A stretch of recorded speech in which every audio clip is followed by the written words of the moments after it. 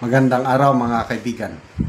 Bigyan natin ng reaction, opinion ngayon itong Facebook Reel posted by Alex. Title, Grabe napahiya si Kiko Pangilinan sa Araneta.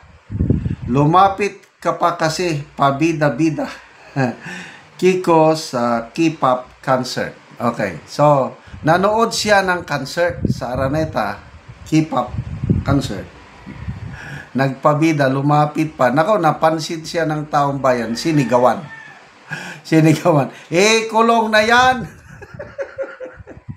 Ay, nako, ano kayang pakiramdam ng isang senador na sigawan ng pakinggan natin, ha?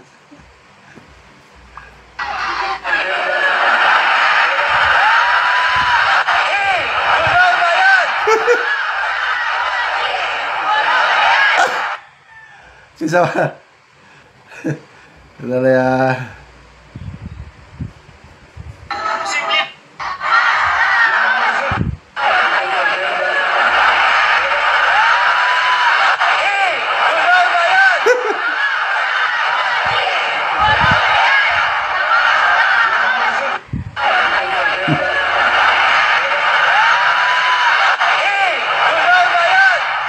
Araneta, Kolisyon.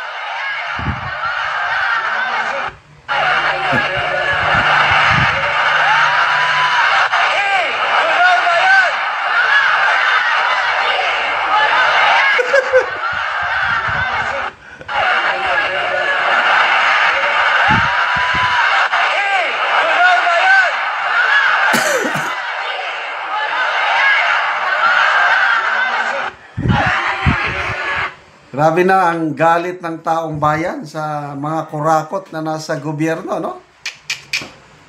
Yan, no? Nanonood ng concert. I don't know kung anong nangyari. Parang senador siya, lumapit sa mga artist siguro. I-finokus ng camera, yun. Napansin ng mga tao, di sumigaw. Mga kurakot, kulong na yan. Wala na talaga ang tiwala ng taong bayan sa mga nasa gobyerno. Mabuti na lang, wala na ako sa gobyerno, nag-retire na ako. Mabuti pa si Karen Davila, meron siyang Facebook reel na napanood ko.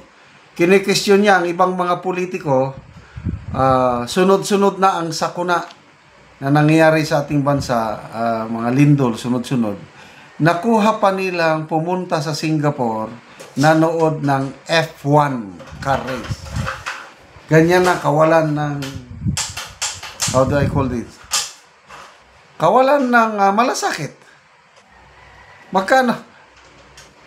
Mga politiko yan, I'm sure, I don't know kung saan nila kinuha yung wag nilang sabihin personal nilang pera yung ginastos nila, nagpunta doon.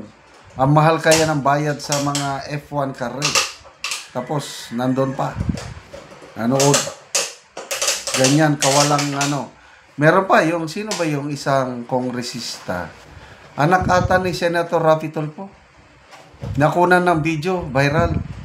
Sa Las Vegas, nag-nightclubbing sila doon. Nagbayad ng ilang milyon, 6 million pesos. Correct me if I'm wrong, ha? Sa isang bayaran lang, isang nightclub. Ganon kalaki ang ginastos ng kongresista. So, nag-viral. Anong paliwanag? Hindi daw yung pera ng taong bayan. Maniwala kami sa inyo.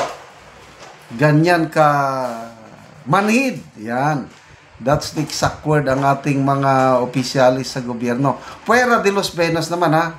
Meron ding matitino, kaya lang mas marami. Akala nila, pera nila yung ginagastos, but hindi nila alam, pinaghirapan ng taong bayan, taxes. Kaya, hindi mo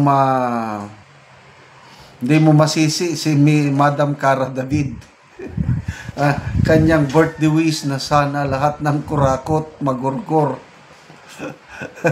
Pati may isang arsobispo Nakalimutan ko yung pangalan, yung kanyang homily na I'm about to die, sabi ng isang archbishop ng Roman Catholic.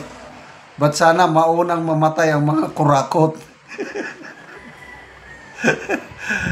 Nakakainis kasi yung maalala ko tuloy yung Nepo babies o mga anak ng mga kontratistang kongresistang kontraktor, pamangkin ni Saldico. Isang kainan lang 700, ilan yun? 59,000 pesos. Ganon sila kawalang manid. So, balik tayo kay Kiko Pangilinan. Ano kayang pakiramdam niya? Nasigawan siya ng kulong na yan. Mga kurakot ay nako. Ricky Canopin, nanalo sa eleksyon kahit di binoto. Romeo Kinsay, hindi naman binoto, bakit nanalo? The Magic Vote Team. Elmer Cancel, yan ang bagay sa iyo, maipal ka kasi sana kumain ka ng dahon ng saging, ipakita mo sa kanila. Rodalito Castillo, paiyak-iyak pa si Sharon nung nangangampanya, wayan, ang ugali ng asawa mo, si Raulo, pag nakaupo na protector ng mga Carlos Kapalmox, hindi nanalo sa eleksyon si Kiko. Roel Villa, mahiya ka, sigaw ng tao, kupal mo ka mo, Kiko. So wala, puros yan, Mario Venezuela, papansin, pabida, ayun, mapansin ka, akala paghanga, yun pala, kantsaw, pahiya ka, tuloy. Anyway, in fairness naman kay Senator Kiko Pangilinan, meron siyang post na nagustuhan ko, yung tungkol sa ICI, na ayaw nilang sa publiko ang hearing. Kaya sabi niya na, ICI do not test the people's patience. We demand transparency. Ipakita nyo sa publiko. Huwag niyong sabihin magtitiwala na lang kami sa inyo. Yung resulta na hindi namin alam anong nangyari. Ganon. Binatikos niya ang ICI, which is, to me, tama lang. Kaya lang, ito, talagang palpak lang siya. Dahil bakit nagpapansin pa siya? Kaya nasigawan siya ng mga tao. Okay, salamat mga kaibigan sa inyong pag-subaybay sa ating channel. Nakakatulong kayo ng malaki sa tribong Talandig ng Bukidnon dahil ang sweldo natin sa channel na ito pantulong po sa tribo. Namimigay tayo ngayon ng libreng livelihood assistance, nagpapatanim ng saging lakatan at Arabica coffee. Panoorin nyo ang video na ito. Muna ni ang among gipalit nga sidling nga kape nga among itanom. So 5 ka tawo ang mananom ani. So 2,400 ang among napalit nga sidling karon. So i-deliver na.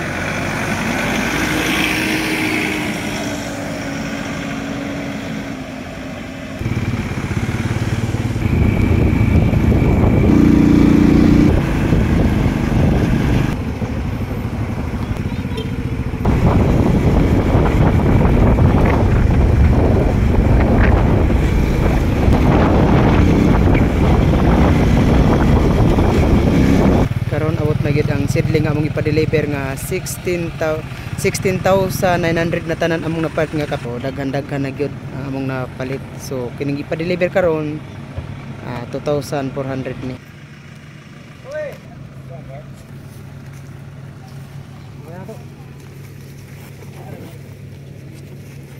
So kaluoy sa Ginoo padayong gid ni ang among pagpananom sa kape.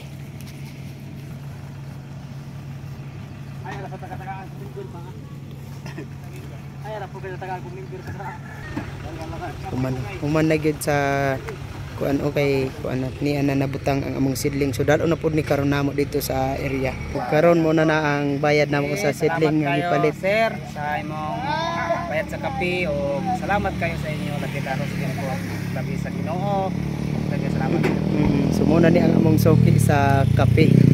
So among nabayaran karon call kay 2,400. Among napalit karon nga sidling. So among napalit na tanan nga sidling 16,900 na. Oo. So magpadayon pa kaloy sa Ginoo kol among pagpalit sa kape. So Sir, salamat kayo kol. Salamat. Salamat kaayo. So salamat gid kay sa Ginoo sa nagsuporta. Hinaot nga magpadat ang inyong tabang.